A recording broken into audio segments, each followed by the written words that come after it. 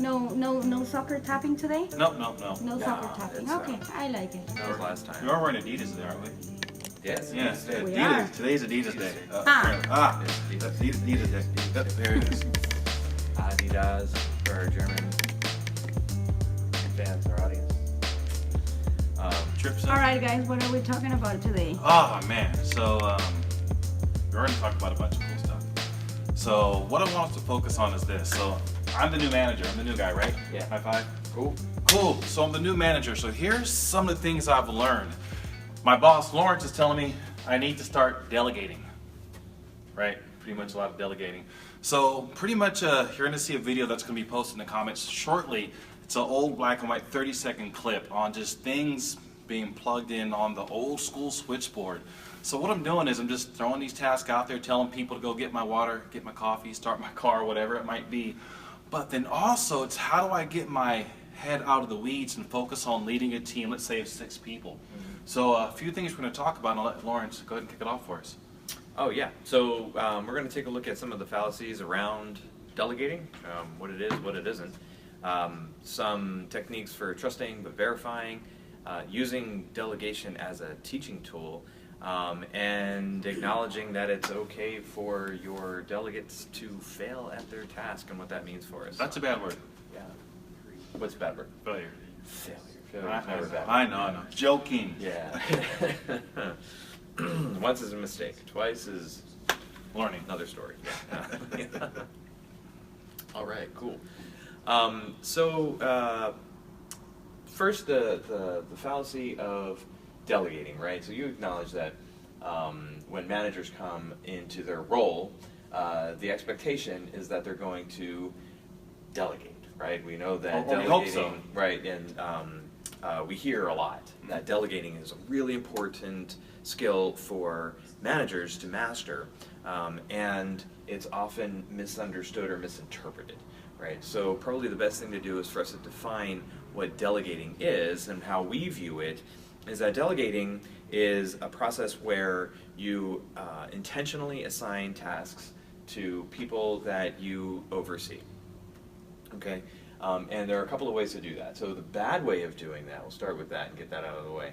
Bad way of doing that is simply looking at your resource list and seeing how much time they have and just assigning tasks. So it's kind of like the switchboard thing that I was referencing to earlier. It's here, here, here, here, go. Exactly. Got So it. when you're looking for efficiencies and time, and that's the only thing that you're looking at, it is a recipe for hoping for a project to succeed, right? So instead, what we would argue is that instead of looking at time first, look at skill set and career progression as a first step, right? So Nice. you're assigning tasks not to the people who have the time to do them, but to the people who will do them to your expectation.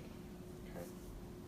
Well, to even take it a step further, I believe when doing it right, it's they possibly will exceed your expectation. And then the cool thing I know we're going to talk about a little bit later is there's a lot of learning for all parties involved.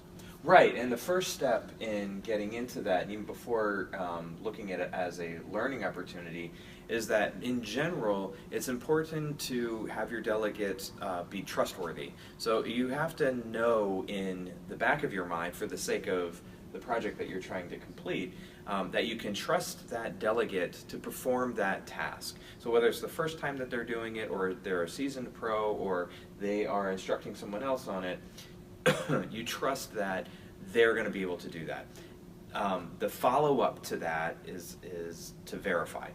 Okay, so part of the enabling of your employee is to give them the latitude, right, to perform a task and show that you trust that they'll be able to do it, but then check back in with them. Got it. So we talk about this a lot in parenting, and I apologize to the people out there that are not parents, but you probably have been parented and may have experienced this from the opposite end. But giving your kids something to do, a chore, for instance, there are a couple of ways to go about that. But ultimately, what you're going to do is check to see if they did it right. Okay, that's pretty universal across all the parents that I know, is that they're for better or worse, they're going to check in on the progress that their kid is making or the result of what happened, and are there gaps in the lawn because they mowed it incorrectly, and how do you approach that? What do you do with that? So I think I've done that before when I was younger. A little bit of coaching took place after that to put your will on the line and go straight and you're good. Exactly. But a nice reminder, parenting to leadering, I guess we'll go that route. It's huge to actually trust the folks you give the task to, which enables me as a leader to say, you know, I'm going to take my hands off, because so often what we have observed is a manager saying, here's my 3 people, I want you to go do these things. But yet, I'm still involved. I'm still plugged in. Now I'm not managing the other 3 employees that I have under me, but now I'm just pretty much in the way of what I did ask you to do in the first place. Yeah, and that reminds me, it's really important in terms of being clearly communicative with your staff that when you do assign something to someone and you are, in fact, trusting them to do it, that they also understand what your process is for verifying that they've succeeded at the task.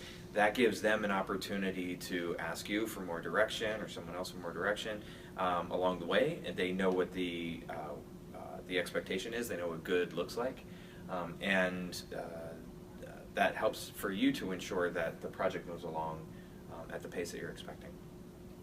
Okay. So, ready to move on. Yeah, Delegating as a teaching tool. Right, sure. So when you are picking a delegate, and I mentioned this earlier, that it could be the first time that somebody's doing something, that doesn't have to be an afterthought. It doesn't mean, oh, well, nobody else is available to do it, so unfortunately this person's never done it before, I'm going to have to assign it to them. If you're feeling that way, it may be a good opportunity to reframe that into a learning opportunity for the person that you are tasking. So even if you are in dire straits and you do have to assign somebody that would not be your first, second, or third pick to do that task, but you're not able to do it either,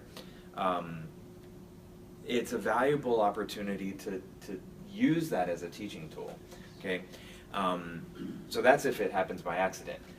What we would prefer to see is that we're getting ahead of things, and when we are conceiving the project, that we have our staff in mind, or we have people that we want to bring onto the project in mind, that are looking for this as an opportunity to grow.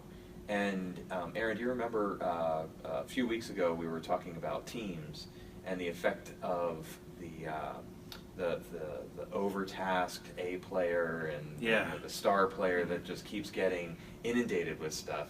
This is kind of how we resolve that challenge, by opening up learning opportunities for those B and C players. Nice. And and quite frankly, people learn when they get an opportunity to do, right? It makes me think of, you talked about the mowing the lawn. I might not get it right the first time, but if you as a leader see my intent and my desire to do the best that I possibly can, eventually I'm going to get it right. Yeah, that is true. So that brings us, and I think that we're teetering on the edge here of failure, like to write out failure. And failure is not a bad thing, so make sure we're clear, it is not a bad thing. Yeah, failure is not always a bad thing. And we'll come back around to when failure is a bad thing, because I don't want to give everybody the impression that we just accept failure wholeheartedly. True. It's that we don't want to fear failure. So when we set people up with learning experiences, there is a profound learning experience that happens when someone fails. Even with multi-million-dollar contracts, when somebody is encouraged to go out and take a risk, if the risk is calculated and we know that there is a percentage of failure as an option, as an outcome, we have to be willing to accept that and understand that without those risks, we can't really push forward. We're left with just operating where we're comfortable, and as anyone in business knows, that's a recipe for failure. So it might feel good, but it's not the best thing. Right. Unfortunately, the rest of the world moves on around you if you're not willing to keep pace with what's moving or what's going on, and then take risks and move that forward. Your staff is there to enable you to do that. So in the spirit of delegating, you want to get me a coffee? I'm just that guy. It's Wednesday, coffee sounds good. Just want to try it out. Okay, we'll work on managing up in another session. In the meantime, Next time. If you want to learn more about this or other topics, connect with us at workforceeq.com. You can also check out our feed. I encourage you to like our page on Facebook. That's Workforce EQ, and you'll find us on social media with the same handle. If you really want to get in touch with us directly, you can find us at info@workforceeq.com. Thanks. Coffee time.